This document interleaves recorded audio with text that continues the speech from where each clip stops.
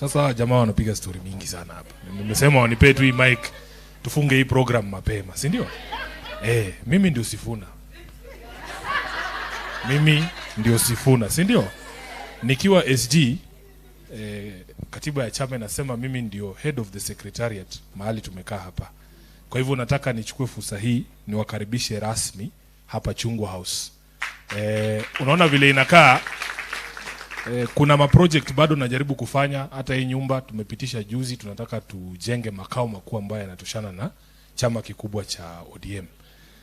Hapa chini tulikuanga na nyasi, lakini sasa juu ya hii tent naona nyasi imeenda. So inatakana tufanye kitu hapa, si ndio?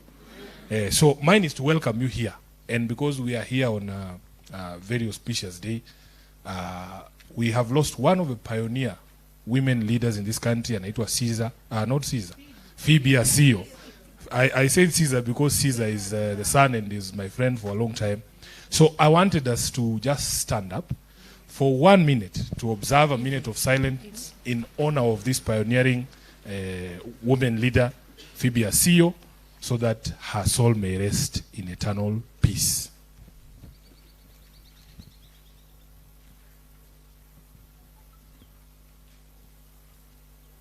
Thank you very much. Mnaweza kuketi. Mheshimiwa Beth, kwanza nikushukuru kwa sababu ya hii program ambayo ulianza I think a few years ago. I am a beneficiary ya Young Captains. Young Captains walinikampainia mimi 2022 na naonanga wakisema niko na deni yao, lakini nilikidhani nilikuwa nimelipa. Nilikuwa nimelipa deni jamani. Nini ilibaki? Nini ilibaki?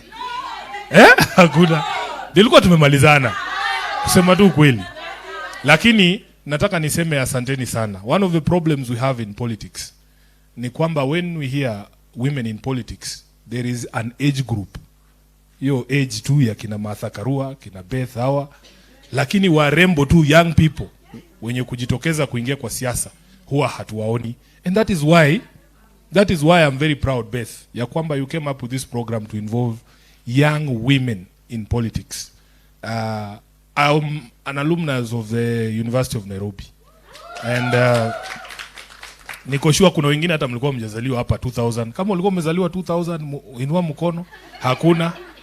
Sasa 2001 mimi nimeingia University of Nairobi. We were at the cusp of very serious change. Sisi tulizaliwa chini ya Moi. Mimi nilizaliwa 1982. Mimi ni mzee. 1982 ndio sasa Moi alikuwa ameamua kaende sana. Mambo iliharibika. So imagine mimi nimezaliwa nimejua president mmoja. The first time nimepata kura ni 2002. Sasa nilikuwa I think 20. Yeah, I was 20 in 2002. This is the first time tunapata sasa ability ya kujinvolve kwa siasa. Sisi ndio tulikuwa wale vijana tulikuwa tunaenda Uhuru Park kuimba yote yawezekana bila Moi. Juu tulikuwa tumeishi na uoga maisha yetu wote. Tulikuwaga home, umekaa tu hivi umetulia na father na mother hapo, akisikia sauti ya Land Rover. Polisi walikuwa wanatumianga Land Rover hizo siku. Akisikia sauti ya Land Rover, unaona baba yako mtu mzima anakimbia anaenda kujificha kwa miwa. And hata saa hizo conversations tuko nazo, mimi niko sure mkialawiwa tu mseme vile mnataka. Ile kitu watu wanataka ni serikali itoke kwa maisha yao. Watu wanataka kuishi maisha yao, tuwapige sherehe. Kama ni sherehe unapiga upige. Mtu asikuambie kitu utakunywa, utakula, venye utaamka saa ngapi. Si maisha ni yako. So hata sisi as young people we were there and we said the first time nilipata kura hivi, kazi yangu ilikuwa kupeleka mtu nyumbani, because I could not fathom a situation where I continue living in fear the way my parents used to live. So we were the ones in the queues in 2002 tukisema tunaenda kuangusha mtu. We wanted to get rid of KANU and we succeeded. And after that election, I'm telling you, Kenya mzima watu walikuwa wanajisikia ni kama ni wa Kenya. Tulikuwa tunashika makarau, tukiona anachukua bribe tunamshika. Wale karau tulikuwa tunaogopa. That's what I'm telling you. When a country changes, kila mtu anaisikia, si ndio? So hata saa hii kuna conversations ngumu sana zinaendelea hii Kenya.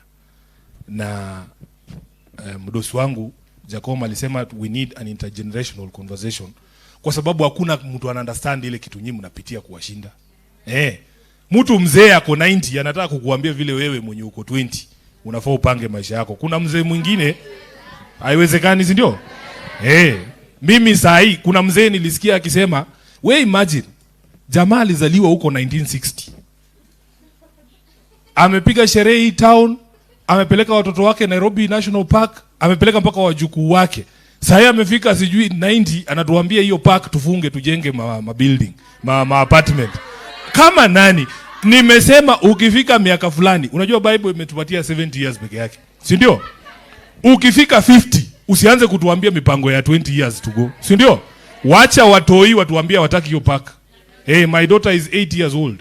Nampea mic aniambie kama tunaweza jenga apartments ndani ya Nairobi National Park ama nataka kuona wanyama, si ndio? Wewe uliona wanyama, watoto wako wakaona, wajukuu wako wameona, sasa ile unaenda kukufa. Unatuambia ati tutoe wanyama tupeleke Kajiado. Inawezekana? So mahali imefika, you young people are the ones who are supposed to take this mic. You are the ones who are supposed to tell us where you want this country to go. Hii mambo ya wazae kutuambia, hata mimi mahali nimefika, I'm 43 years old. Kuna vitu sasa saa hii sifai kuwa nazungumzia. Kuna vitu sifai kuwa nazungumzia, na wapangiaje vitu ati una sign contract yenye ita last 30 years ya nini ya airport kwa mfano. Na wewe hautakuwa sasa, ile vitu itaumana, hautakuwa hapo kuexplain hiki kitu iliendaje, si ndio? That's why I'm telling you, you young people, msiogope na mtu asiwatishe. You see, the political class has succeeded in doing one thing, making people scared of joining politics. Watakwambia, sijui unahitaji pesa, sijui mamilioni ngapi. Mimi kama senator wa Nairobi, ukifikiria nilitumia pesa ngapi ndio nikuwe senator? Wanatisha watu sana. But relationships are more important. Kama singekuwa na young captains kunisupport, hata kudistribute tu nini zako, na hakuna kitu nilikuwa nawalipa. Relationships are more valuable than money. Mtu asikutisha akwambie unahitaji sijui 100 million kukua senator ama governor. Hiyo ni uongo. Mimi kampeni yangu haijafika 10M. Haijawahi fika. Na nilikuwa na mabillboards huku mingi, watu wanafikiria mimi ni tajiri, lakini it's because of those relationships. Those people who own those billboards are my friends. So they will give you things for free. Hii t-shirt vile umevaa hivi una advertise chama, si lazima ulipwe. It's because of a relationship we have as young people. And I want you people, unajua what I need you guys to understand is that the young generation has succeeded in striking the fear of God in the entire political class. Saa hii ndio kusema. Saa hii ndio kusema. Na nataka museme. Mutasema ama mutasema? Nataka museme. Because hao watu saa hii time yetu imeisha. Time yetu imeisha. Saa hii mkiamua mnataka president mwenye ako 20 years, mnaweza muingiza kwa hiyo kiti. I tell people the story. All of us as political leaders, IEBC kimaliza tu registration hivi, vyama zote including ODM zinanunuanga register ya IEBC. Do you know why we buy that register? We want to see who those people are.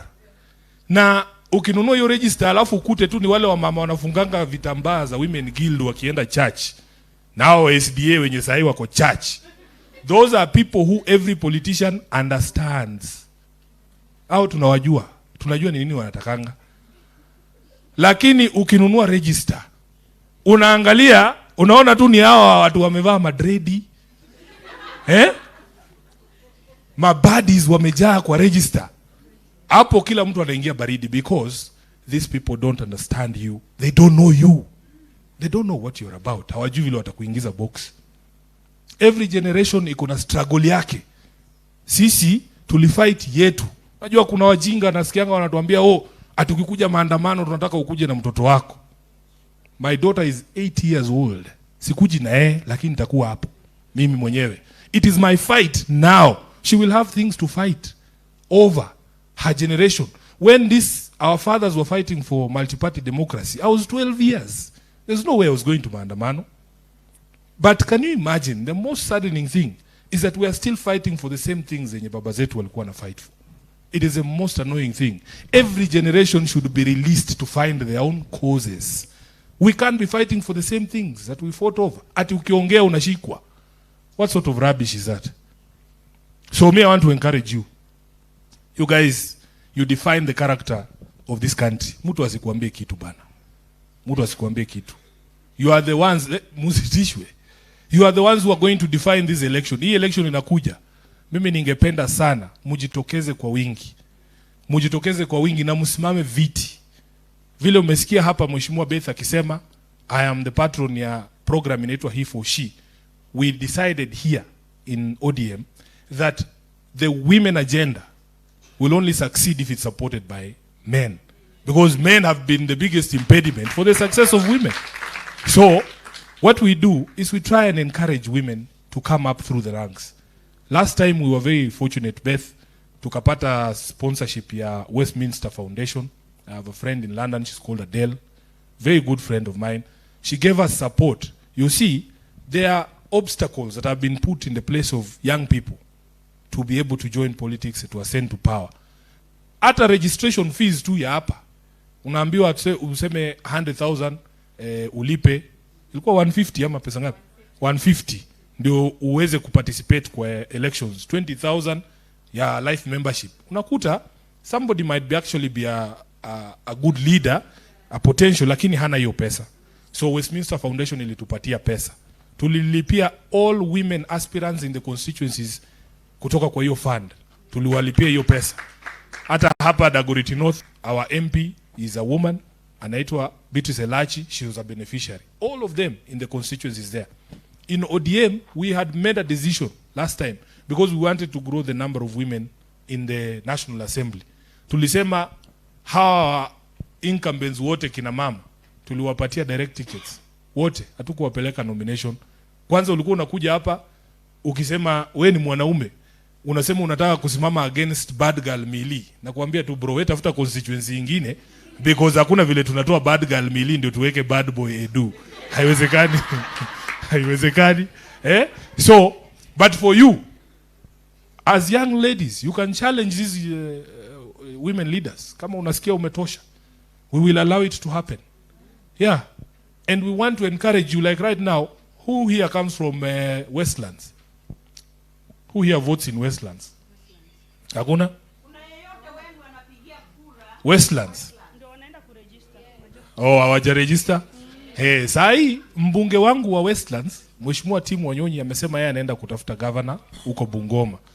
The easiest seat ku compete ni seat yenye iko vacant, si ndio? Hey, sasa hiyo iko wazi. Inatakana muende mregister huko Westi na useme unataka kusimama kiti. We will support you for as long as you have the right sort of ideas. Mimi nikianza hii siasa nimewaambia tulianza tukiwa wale vijana tulikuwa tunaimba yote yawezekana bila Moi pale Uhuru Park. I was appointed to this position of SG at the ripe age of 35.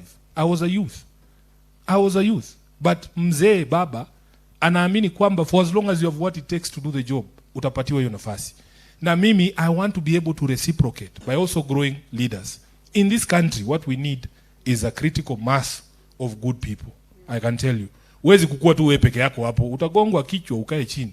Lakini kama kuna sauti ambazo zinasikika, Western kuna mtu, Nairobi kunaye, huko Kilifi tunaye, young people who can stand up and say this is what we want as a direction for this country. That is how you succeed. You cannot succeed alone.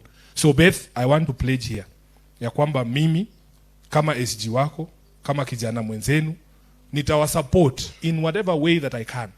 In whatever way that I can, so that you are able to succeed. Show up. Just show up. Just show up. That is good enough. When you begin, nobody knows how a journey ends at the beginning of a journey. Even I, when I began this journey, it was very confusing. Nobody should lie to you that they have their entire lives planned out. Sometimes you roll with the punches, but you just need to stay within a certain corridor. And sometimes the universe intervenes. But it should find you in that space. It should find you in that space. You'll be very surprised. It has taken a very long time. Ndio jina yako ijulikane jipe miaka 8. Ama mjui? It takes a very long time. You have to wake up every day to work at it. Lakini, if you have made the decision that this is something you want to do, I want to encourage you. Mtu asikudiscourage. It can work out. So just show up. Let us work together. Mimi niko hapa kuwasaidia. Politics affects you, vile amesema, every single time. I don't know which is the best example I can give. Can you imagine people who don't understand you making decisions about you. Kuna watu yani wamekaa tu hapo, tuseme kwa leo tu, sijui ni nini example gani naweza tumia. Pale bunge, how many MPs do you think understand crypto? Yeah, so you can imagine bill imekuja pale ya kudiscuss crypto. Wale jamaa wamekaa pale hawana idea hii crypto ni nini, lakini yeye ndiye atavote. Sasa si ni afadhali tungeleta watu wanajua crypto hapo ndani. So wale watu wanajua crypto wamekataa kuingia bunge. Unaona? Decisions are being made by people who don't understand what is going on. And yet the people who understand what is happening actually hawataki kuparticipate. Now, you cannot know everything. That is a given. But we want leaders who can admit that they don't know everything. That you can teach me. If we are talking about intergenerational discussions, can we allow those generations to speak? Yeah, let them speak. Kila mtu ako na fight yake. Nilikuwa Our Lady of Mercy secondary school. Watoi nyinyi mnaongea vitu serious. Sasa kutoka wananiambia Sifuna, sisi tunataka uende Senate, waambie tunataka kushukwa nywele. Hiyo ndio issue yao. Na ni issue serious pale kwa hiyo shule, ina affect mpaka performance. Mademu wanataka washukwe. Hiyo tu. Sasa wewe unakuja hapo na kimbelembele yako na ujeuri yako, unafikiria wewe ndio unajua chenye hao watu wanataka. Hapana. Saa hii tunataka watu wasikizane. Hii mambo ya wadosi na watu wazee kutuambia vile tutafanya lazima ishe. Saa hii tunataka pia hao watusikize. Na mimi I am prepared to be that leader mwenye atawasikiza. Na hatutajudge issues za watu. Hatutajudge issues za watu. Mimi nikiwa kampo tulikuwa tunalipa 6,000 hiyo accommodation ya semester mzima. Nimeona juzi imefika 40k. Nimeona imefika 42,000, hata nilishtuka sana. My entire life at the university nilikuwa nalipa 17,000 school fees per year.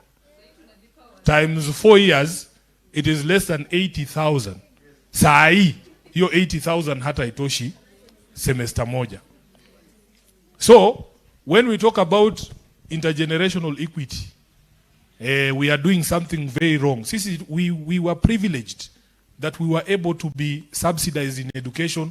Tulikuwa tunapewa help na ilikuwa inakuja on time. Ikichelewa kidogo, of course maandamano kidogo, tear gas, pesa inaingia kwa account. Lakini we are denying that same opportunity to the generations that are behind us. And those are the conversations we want to have and we must have. We will respect your struggles. We will not pretend to understand. We will allow you to explain what the issues of your day are. Tunaelewana? And I want you to find expression through these political parties. Political parties, I know many of you, I have had in the conversations on saying, oh, these political parties are the same. Political parties are not the same. And there are safety. There are safety because it's like a home. Mimi nikishikwa leo najua ODM mzima itakuja kunitoa. Sasa kina Beth watakuja nini? As opposed to you just being somewhere alone there. Unaongea, unakujua kwa nyumba yako, hata kuna mtu anajua umechukuliwa, unaenda. So please let us find a way to join these political parties, find expression in these political parties, take over these political parties as young people, because these political parties belong to you. Do you know ODM is a publicly funded political party? Your taxes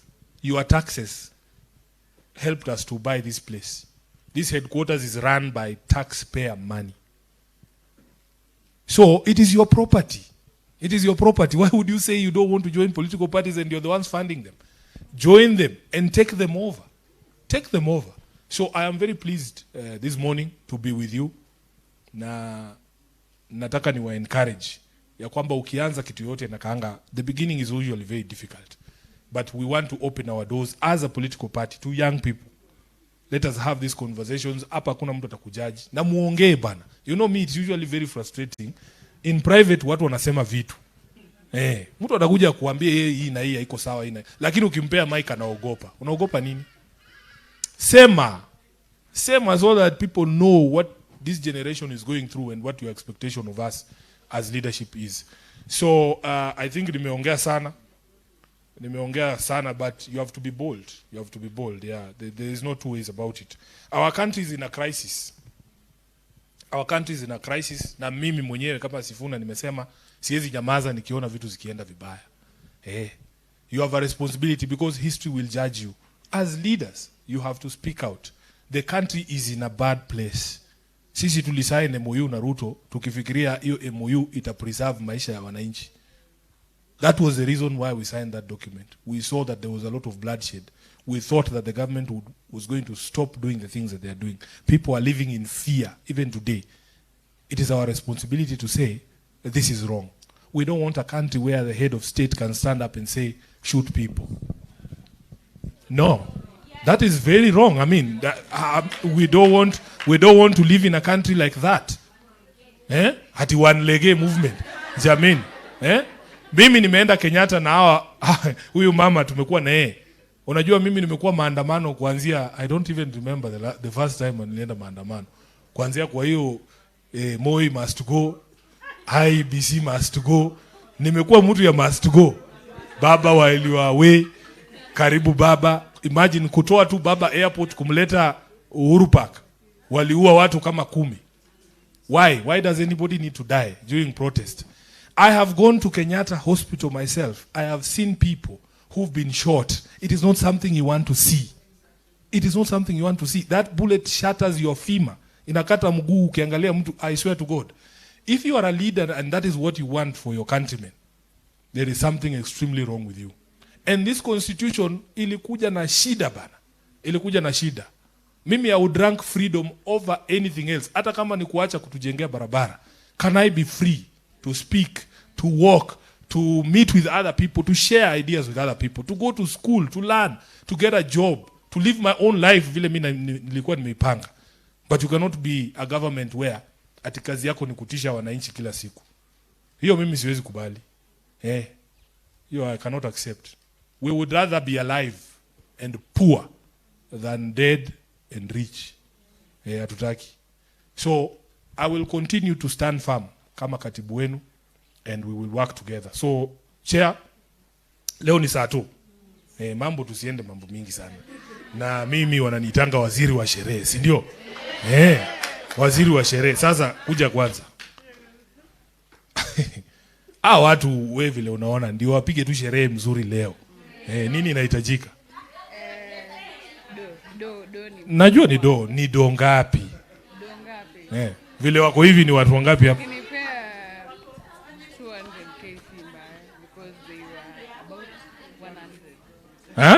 They were about 100. Anasema mkipewa punch mko sawa.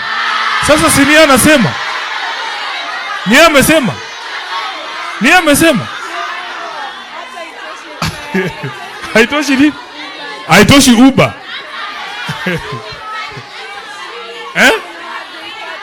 Ati haitoshi vya kwani ulitoka Ruaka?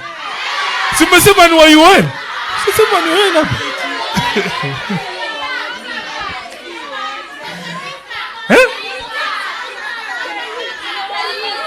KU. Fika sini 30. Kwa fika ilikuwa 30. So, kuna viongozi hapa nataka tu wasalimie. But most importantly, we want to listen to you. After what I have told you, do you people have things to say? Do you have things to say? Now, somebody spoke about platform. I can tell you from experience, ODM party is the biggest political platform there is. And as SG of ODM, it is the biggest political platform anywhere in East and Central Africa. Naweza kuambia ukweli. Right now we are live. Everybody in the country is watching us. Do you have things to say, you people? Ebu nione, by a show of hands, people who have things to say. There are only 3. You guys have things to say. You should say them when the leadership is here. So I want to introduce to you 2 people. And then we will sit down. We will give you maybe another 30 minutes to tell us things, to speak to the country. If you have questions to ask about me, about the party, about the leadership of the party, about where we stand, about the plans for the party, we will be more than welcome to say. So Musungu, this gentleman here is called Benson Musungu. He's a coordinator for the youth leagues. We have the youth league, we have the women league, we have the ODM disability league, and he sits here to coordinate the activities. Let him say hi. Can I have the other mic, please? Thank you very much. 1 minute. A comrade's power. Young captain's power. Mko sawa? Get out and organize. Sawa sawa. If you can get something from this meeting is get out and organize. Whenever you get out, things happen. I remember 2012 to 2013.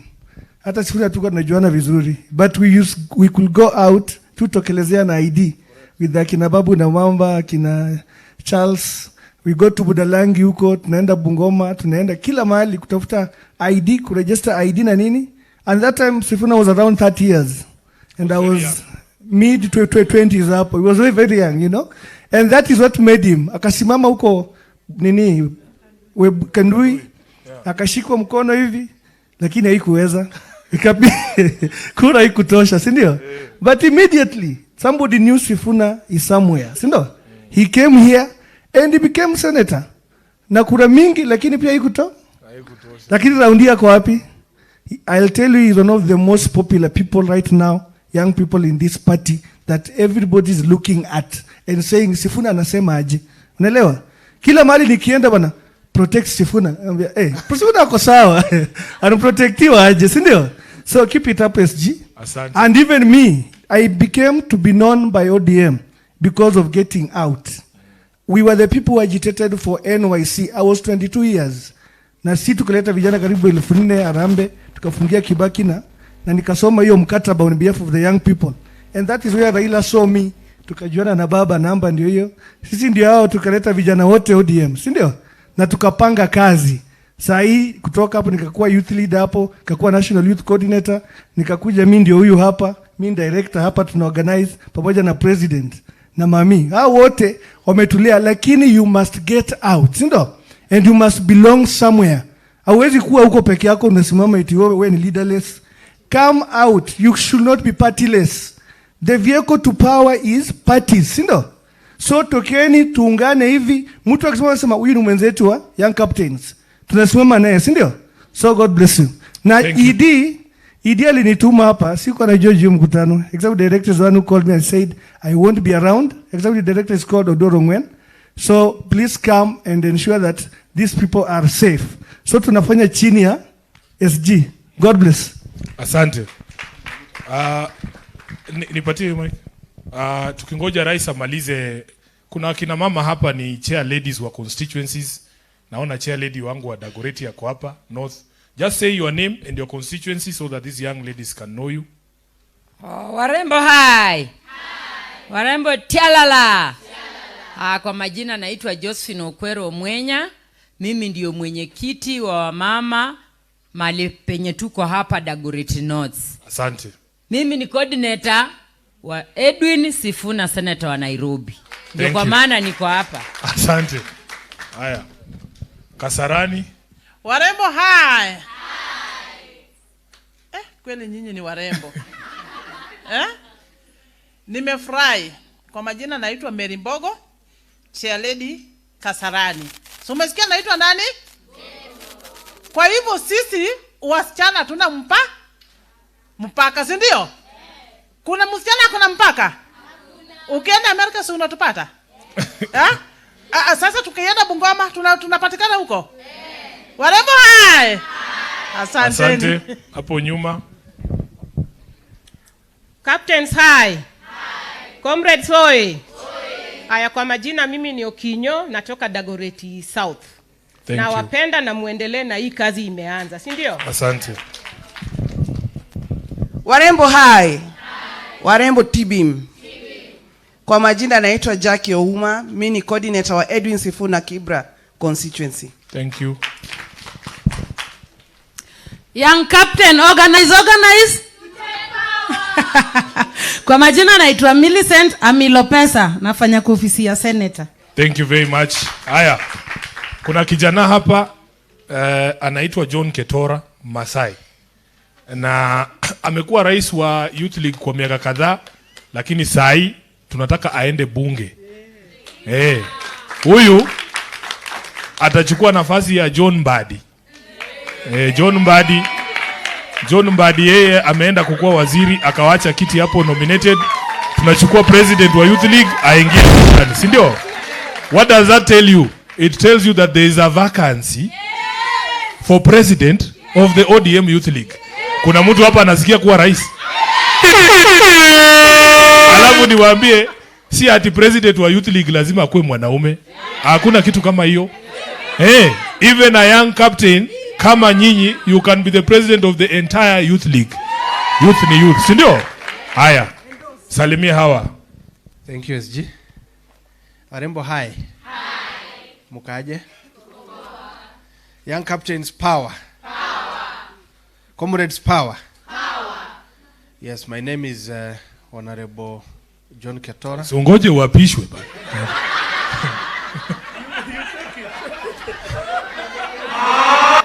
There is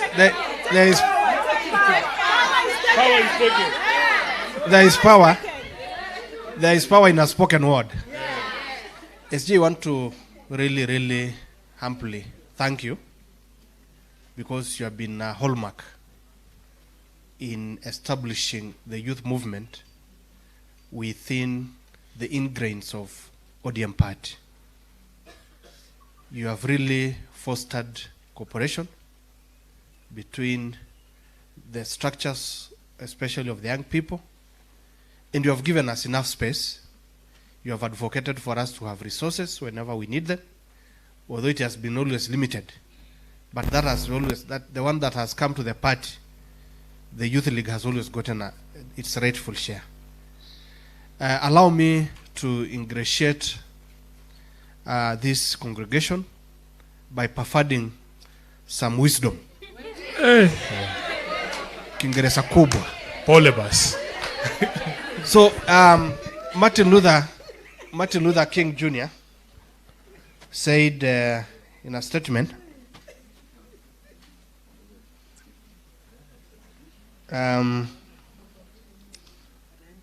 said something.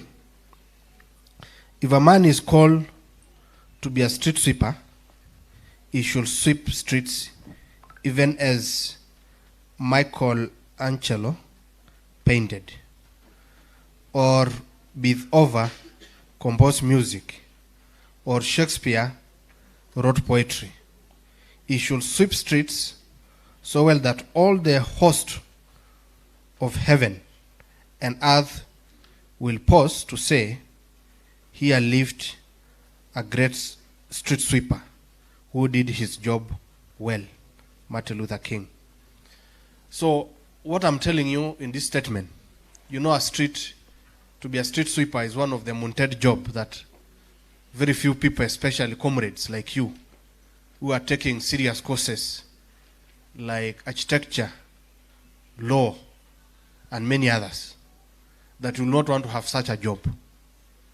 But we are not, this is not just the literal part of it, the literature part of it, the literal meaning part of it.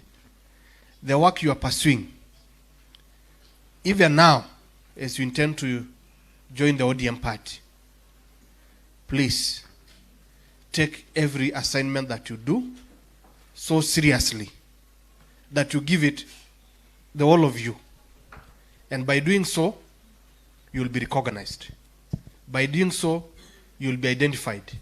By doing so, you shall be appreciated. Thank you. SG sijamaliza, nimeanza tu. Leo ni saa toke tu. Ngoja na kumbuke leo ni saa tu. Okay. Masaa ndio haya. Ya mwisho, part of wisdom. You know now, SG siku hizi tuko na comrades chapter within the league. And comrades derives through wisdom. So the other wisdom that I want to share besides this, Billy Graham one time described Dr. Estin, the great physicist, that the physicist one time got confused while traveling. And he kept checking his ticket, looking for his ticket throughout the train.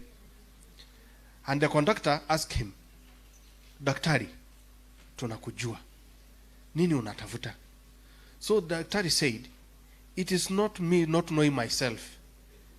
but it is me not knowing where I'm going. Anajijua lakini ajui anaenda wapi. Ameingia tu kwa train anaenda.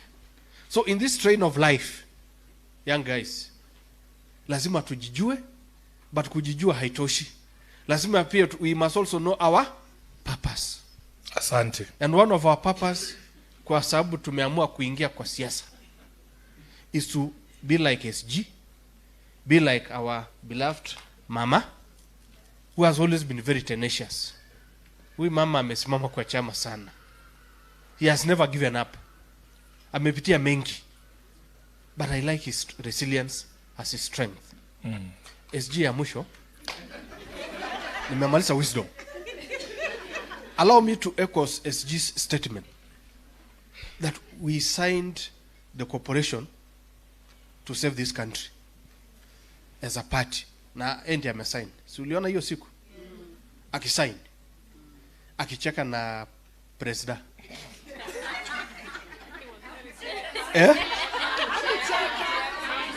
Akucheka kweli. Alikuwa serious, ndio? Body language was. Okay. We are not regretting, and I'm very sure that he's also not regretting. Because he knows the plan that he has for this party. We only say there are some areas that needs to be corrected. And when SG says, they condemn him. Bwana President, Rais wa nchi, one of the things that you must correct going forward, no killing of our young people. No maiming of our young people. Ukipiga mtu risasi, unajua risasi, kwanza risasi. Mimi I broke my left leg 3 years ago. Kuvunja tu, that leg has never been back to its normal place. Imagine kama hiyo ingekuwa ni risasi.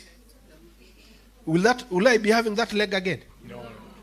So what we are saying, Bwana President, we don't entertain killing our people, injuring these people. What we need is what Baba said. Intergenerational, national intergenerational conclave. We need to talk so that they get to be heard. And once they are heard, their voice, what they say must be implemented. Asante. Ya mwisho.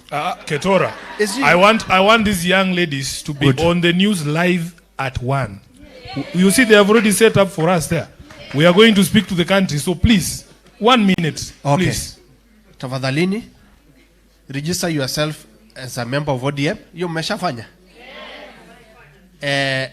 Also muingie Youth League. Alafu, make sure you are also a voter. Thank you. And make sure you are a voter within the city. Thank you. Na hapa kuna ward inaitwa Kileleshwa, kuna ward hapa Westlands. Ingia hapo. SG ya mwisho. Warembo wetu. Ukiandika list ya Nairobi ya nomination list, SG please have at least 4 of them in that list. Asante. Asanteni. Asante sana. Haya, wa mwisho ni Mheshimiwa MP wa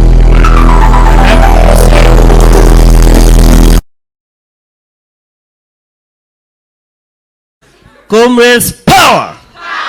Comrades ria. Thank you, Katibu Mkuu. Asante sana kwa hii nafasi. Kwa majina mimi naitwa Mheshimiwa Moses Ogeto, Chairperson wa ODM Dagoretti North Constituency na MCA wa Kilimani 2013. Huyu alituwekea lami pale nini? Oyster Bay. Kwa sherehe, okay. Simpigie makofi bana. The way me myself I was a comrade in 2010, I graduated in 2014. I became an MCA at the age of, I was the youngest MCA in Kenya, courtesy of the party OD. So it's possible. You know, comrades, you know, we have our rules. Rule number 1, a comrade is always Rule number 2, our comrades will never be wrong. Rule number 3 is refer to one. Rule number 1 all 2 above, right? Now you are in the right party.